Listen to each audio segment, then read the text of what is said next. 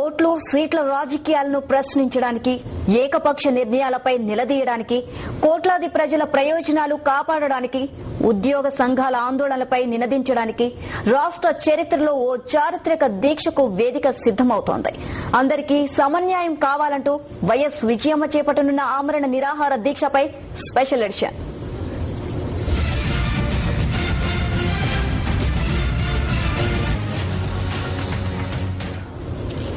సమన్యాయం కోసం వైఎస్ఆర్ కాంగ్రెస్ పార్టీ గౌరవ అధ్యక్షురాలు వైఎస్ విజయమ్మ సమర దీక్షకు సిద్దమయ్యారు. కేంద్రం నిరంకుశ నిర్ణయంపై నేటి నుంచి సత్యాగ్రహం చేయనున్నారు. గుంటూరు బస్టాండ్ సమీపంలో చేయనున్న ఆమరణ దీక్షకు అన్ని ఏర్పాట్లు పూర్తయ్యాయి.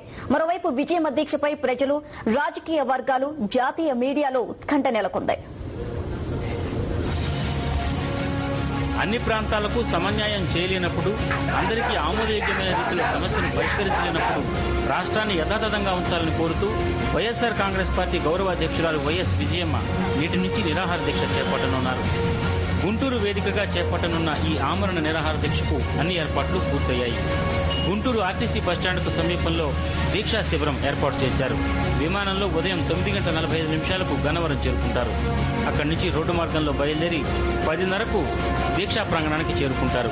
దివంగత మహానేత వైఎస్ రాజశేఖర రెడ్డి విగ్రహానికి పూలమాలలు వేసి నివాళులర్పించి సర్వమత ప్రార్థనలో పాల్గొంటారు. అనంతరం సమర దీక్షను ప్రారంభిస్తారు.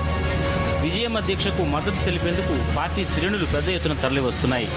రాష్ట్రాన్ని సమైక్యంగా కొనసాగించాలని ఆంధ్ర, రాయలసీమ ప్రాంతాల్లో ఉద్యమం ఊవెత్తున రగులుతున్న తరుణంలో విజయమ్మ సమర దీక్షతో పరిస్థితులు ఎలాంటి మలుపులు తిరుగుతాయనని సామాన్య ప్రజలతో పాటు రాజకీయ వర్గాలు, జాతీయ మీడియాలో తీవ్ర ఉత్కంఠ రేగుతోంది.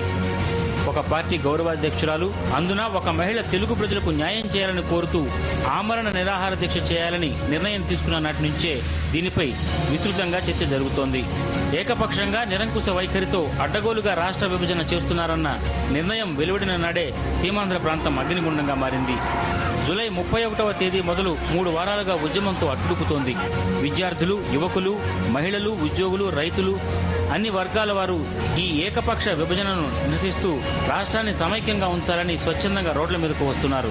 సరిగ్గా ఇలాంటి తరుణంలో విజయమ్మ చేయనున్న దీక్షకు సకల వర్గాల నుంచి మద్దతు లభిస్తోంది. రాష్ట్ర ప్రజల ప్రయోజనాలను కాపాడేందుకు అందరికీ సమన్యాయం చేయాలని కోరుతూ విజయమ్మ ఆమరణ దీక్ష చేపట్టనుండటం ఇప్పటికే రగిలిపోతున్న సమైక్యాంధ్ర ఉద్యమానికి మరింత ఊపునిచ్చినట్లవుతుందని రాజకీయ వర్గాలు భావిస్తున్నాయి. జాతీయ మీడియా కూడా ఇప్పటివరకు జరిగిన ఉద్యమం ఒక ఎత్తు, విజయమ్మ దీక్ష ప్రారంభించిన తర్వాత జరగబోయే ఆందోళన మరో ఎత్తుగా ఉండబోతున్నట్లు అంచనా వేస్తోంది.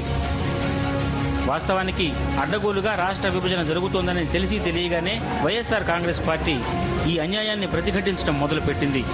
విభజన కసరత్తు జరుగుతుందని తెలిసి తెలియగానే కేంద్ర హోంమంత్రి షిండేకు విజయమ్మ లేఖ రాశారు. అన్ని ప్రాంతాల ప్రయోజనాలను పరిరక్షించాలని విజ్ఞప్తి చేశారు.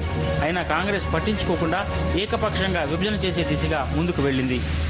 ఈ విషయాన్ని గ్రహించిన వైఎస్ఆర్ కాంగ్రెస్కు చెందిన ఎమ్మెల్యేలు జూలై 25వ తేదీన సిడబ్ల్యూసీ విభజన నిర్ణయం వెలువడటానికి ముందే పదవులకు మూకుమ్మడిగా రాజీనామాలు చేశారు. అయినా ప్రయోజనం లేకపోవడంతో వైఎస్ జగన్మోహన్ రెడ్డి, విజయమ్మ తమ పదవులకు రాజీనామాలు చేశారు. కాంగ్రెస్ మొండిగా ముందుకు వెళ్తూ ఉండటంతో పార్టీ ఎమ్మెల్యేలు శ్రీకాంత్ రెడ్డి, కురుముట్ల శ్రీనివాసులు, ఆకేపాటి అమర్నాథ్ రెడ్డి ఆమరణ నిరాహార దీక్షలకు దిగారు. విజయమ్మ దీక్షకు మద్దతుగా పార్టీ శ్రేణులు నియోజకవర్గాల్లో రిలే నిరాహార దీక్షలు చేయాలని పార్టీ నాయకత్వం పిలుపునిచ్చింది.